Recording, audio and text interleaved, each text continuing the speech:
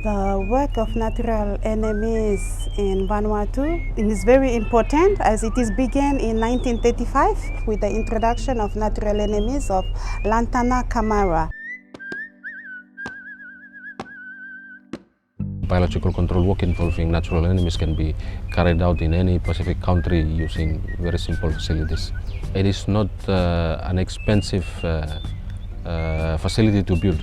So very simple materials and very simple designs are used.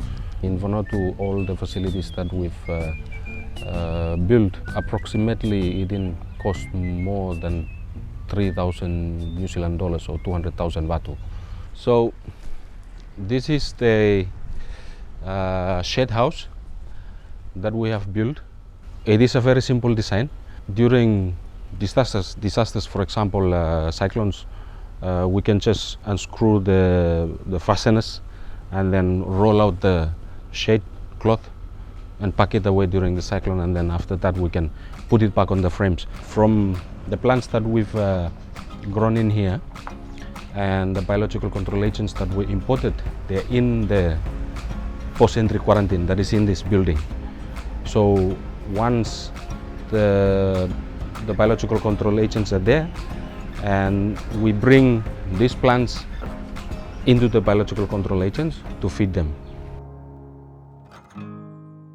So ideally, when Pacific countries receive new shipment of natural enemies, they will initially go into secure post-entry quarantine facility in country for an additional safeguard, at least for unpacking.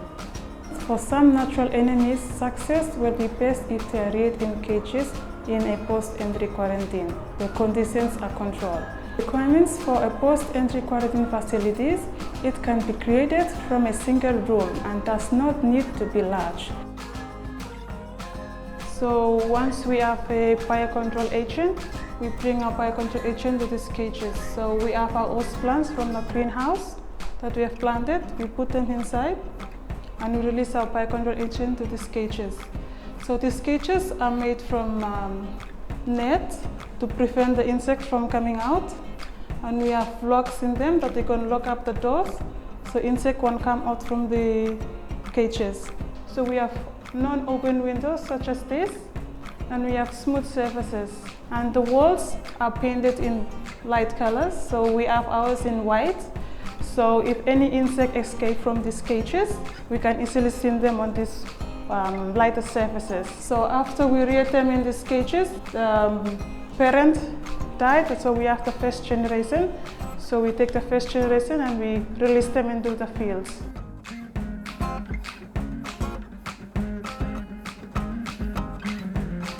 The water icing weed that covers the waters around the Vanuatu, and in some of the islands, after the introduction of the natural enemies, which is a weevil, the population of the weed reduces a lot, and to allow organisms living under the water to take the fresh air, and they can breathe and they can live longer. So as you can see here, these are the 2 ponds that we use for the water hyacinth.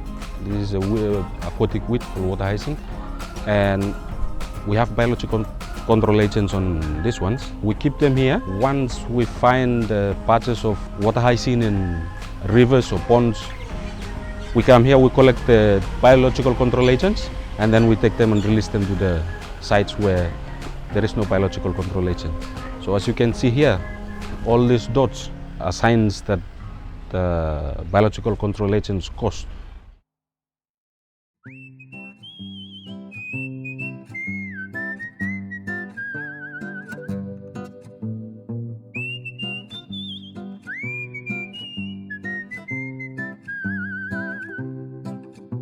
It does not eradicate the total amount of weed that is in the field, but it lowers its population. And also the work of natural enemies is always environmentally friendly and is often highly cost effective, and it poses no health risk for handlers.